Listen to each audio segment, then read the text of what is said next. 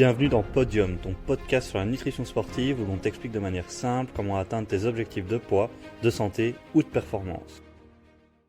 Je m'excuse déjà d'avance pour ce titre un petit peu racoleur que les compléments alimentaires sont une arnaque, mais pourtant je n'en pense pas moins et je vais te montrer pourquoi je pense que les compléments alimentaires sont une arnaque, mais pourtant je les recommande quand même. Donc ici en fait ce que tu dois comprendre c'est qu'il y a eu plusieurs études qui ont été en Angleterre, aux États-Unis, etc. et qui ont montré que seulement 20% des compléments alimentaires contiennent réellement ce qu'il y a sur l'étiquette. Ça veut dire que sur le marché, quand tu vas acheter un complément alimentaire, il y a 4 chances sur 5 que le produit que tu achètes, il ne contienne pas réellement ce qui est indiqué sur l'étiquette. Donc soit il y aura un aliment, un ingrédient, un nutriment en trop qui n'est pas censé être présent dans le complément alimentaire, ou alors il ne va pas y avoir le nutriment que tu as voulu acheter dans le complément. Par exemple, il y a des sources de protéines qui vont mettre que tu as plus de 90% de protéines dans le complément. Et après, en fait, tu vas te retrouver avec un complément qui contient seulement 20% de protéines. Ça, c'est un exemple assez courant. Mais tu peux aussi très bien acheter une autre poudre de protéines qui va bien contenir 90% de protéines. Mais tu vas retrouver des anabolisants dedans, alors qu'ils ne sont pas indiqués sur l'étiquette. Et c'est ça tout le problème des compléments alimentaires actuellement, c'est qu'il y a très peu de fiabilité et que c'est très difficile de pouvoir les recommander avec sûreté, sans se tromper et sans que ça puisse soit détériorer les performances, ou pire pour les sportifs professionnels, qu'ils se retrouvent avec un produit dopant dans leur complément et qu'ils ne puissent pas participer à leur compétition. Maintenant, ici, je vais quand même te dévoiler quelques astuces qui te permettent de savoir si ton complément a plus de chances d'être de qualité et a plus de chances d'être dans les 20% de compléments qui sont réellement bien et qui contiennent réellement ce qu'ils indiquent sur l'étiquette, tout simplement. Ça devrait être normal, mais ça ne l'est pas encore. Il n'y a pas encore d'institution qui va contrôler les compléments alimentaires, les vérifier et regarder leur composition régulièrement, regarder si les normes au niveau de la Constitution sont bien respectées. Donc c'est pour ça que là, actuellement, il y a juste quelques stratégies qu'on peut utiliser, mais il n'y a rien qui est sûr à 100%. Donc ici, comme il n'y a pas de label de qualité, tu peux t'orienter par exemple vers certaines normes, certains labels qui ont été créés. Par exemple, les normes AFNOR, c'est l'Association française de normalisation, et elle va effectuer certains tests. Et lorsqu'on a cette norme AFNOR, on est déjà plus sûr que la sûreté du complément contient réellement ce qu'il y a à l'intérieur. Il y en a encore d'autres, il y a le NSF, Certified for Sport. Ceux-là aussi qui vont permettre de t'aider pour savoir si c'est un bon complément. Il y a encore le Netherlands Zekerheid System qui va aussi être utilisé pour les compléments alimentaires.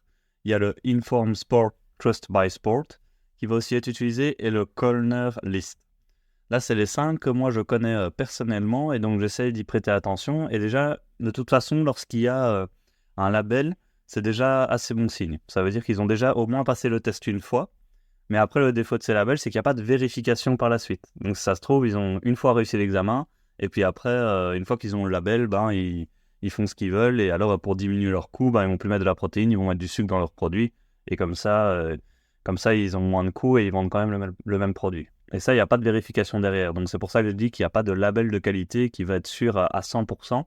Mais déjà, si tu as l'un de ces 5 que je viens de te citer, c'est déjà pas mal. En plus, moi, ce que je recommande, c'est lorsqu'on va chercher des compléments alimentaires, pas s'orienter vers la sous-marque. On n'est pas là pour faire des économies, c'est un produit qui va rentrer dans notre corps.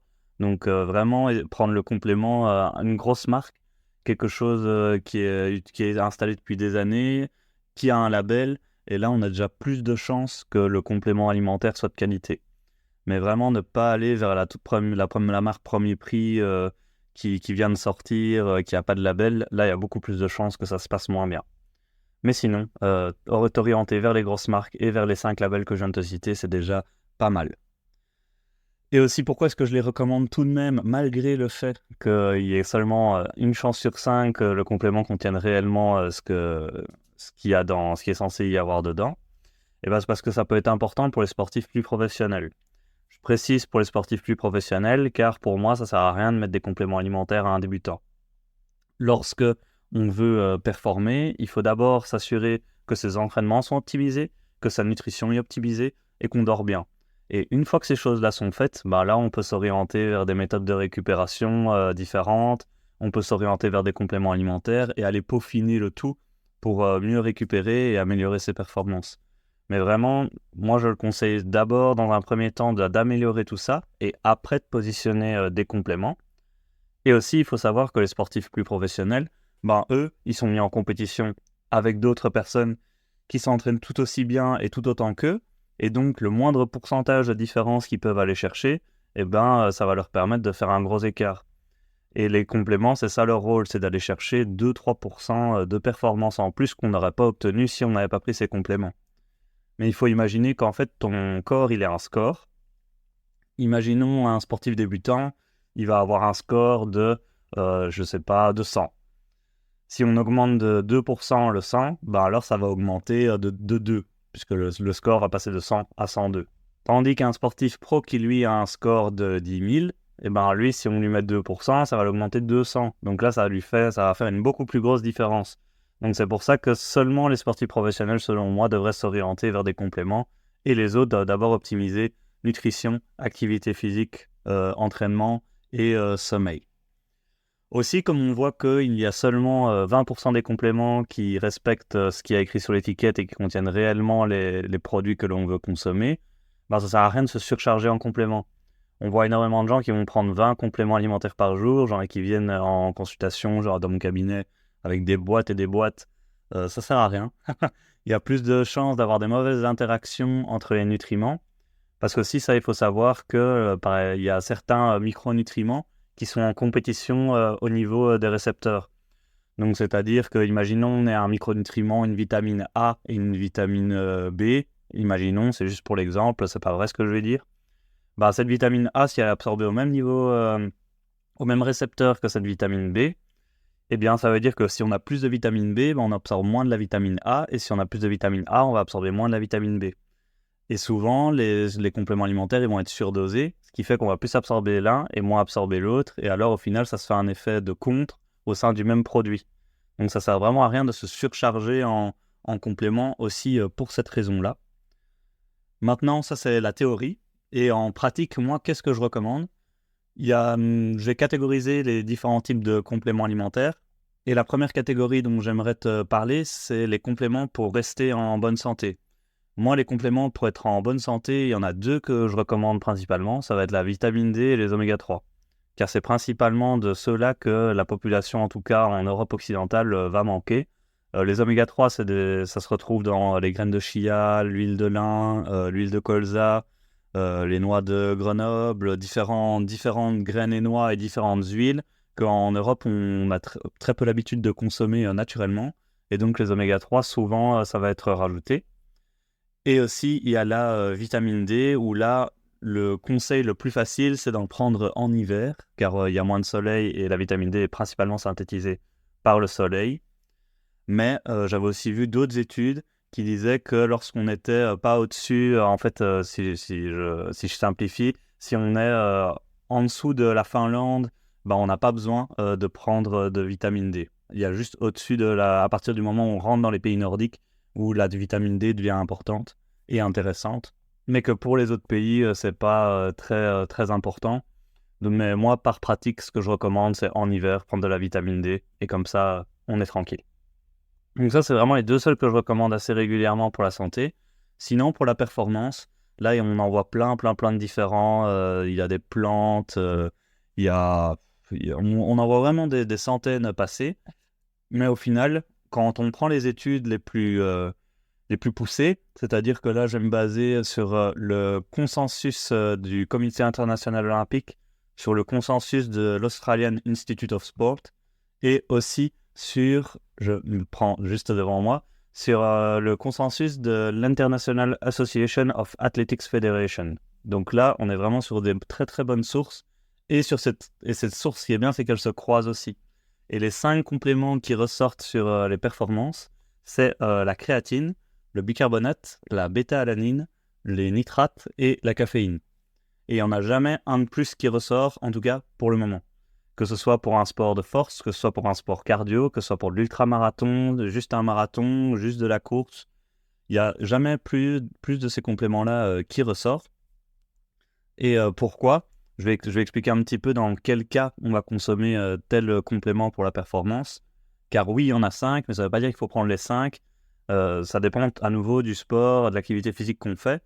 Et à nouveau, j'insiste, si on n'a pas optimisé sa nutrition, son sommeil et son sport, ses entraînements, bah, ça ne sert à rien de prendre des compléments. Ici, le premier dont j'ai parlé, c'est la créatine. La créatine, ça va être utilisé principalement dans les efforts explosifs. Donc dès qu'on est sur des efforts qui demandent moins d'explosivité, bah alors ça va servir à rien d'en prendre. Il faut faire attention également, car avec la créatine, on va aussi prendre un peu de poids. Et comme on prend un peu de poids, ben, sur les sports à catégorie de poids, où ça peut être tentant de prendre de la créatine parce qu'il y a besoin d'explosivité dans les sports de combat, ben, là, on va prendre un petit kilo. Donc si on était déjà limite, il faut faire attention avec ça. Et on va aussi prendre plus de masse musculaire, puisque comme on est plus explosif, on récupère aussi mieux entre ces séries de musculation. Et donc, on peut aussi mieux performer et prendre plus de masse musculaire. Après, il y a la caféine. La caféine, ça, c'est le complément le plus étudié. Et la caféine, c'est celui qui a montré le plus d'effets sur tous les types de sports. Que ce soit un effort intermittent, donc c'est-à-dire un effort explosif entrecoupé de temps de repos. En général, ça va être les sports collectifs et le tennis, principalement. Que ce soit un sport de force, ou de la gymnastique, du crossfit, de la musculation, de l'escalade, ou que ce soit un sport cardio, du cyclisme, de la course à pied, peu importe, de la natation. Voilà, à partir du moment où on est sur un effort qui va être plus long, la caféine, ça va aider également. Et ça va stimuler son système nerveux central et augmenter ses réflexes et augmenter son focus, tout simplement pour l'effort. Donc c'est pour ça que la caféine, c'est très recommandé, peu importe le sport qu'on fait. Mais il faut faire attention, parce qu'il y en a qui prennent beaucoup de caféine. Et il y a tout simplement des dosages trop élevés à partir duquel on n'obtient plus de résultats. Donc ça ne sert à rien de surconsommer la caféine. Les recommandations, ça va être entre 3 et 6 mg par kilo. Donc ça vous donne déjà une petite idée. Mais aussi, ce que j'ai remarqué avec la pratique, c'est que la caféine, ça doit être très individualisé. Donc c'est-à-dire qu'il y en a, ils n'ont pas besoin de prendre 3 à 6 mg par kilo, ils en prennent un tout petit peu, ils prennent un tout petit peu de caféine et bam, ils ont directement les effets. Il y en a, ils doivent en prendre plus pour avoir des effets. Donc ça va vraiment dépendre de chacun et l'effet sur les performances ne dépend pas de la consommation. C'est pas parce qu'on est habitué à boire du café tous les jours qu'on va moins bénéficier de l'effet sur les performances de la caféine si on en consomme un tout petit peu.